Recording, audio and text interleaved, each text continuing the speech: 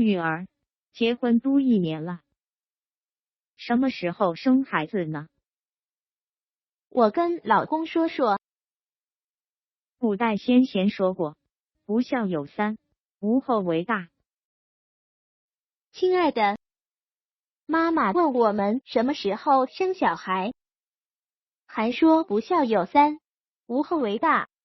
老婆，那句话意思是不孝的事情有很多种，不守后代之责为大，没有告知父母就结婚是无后。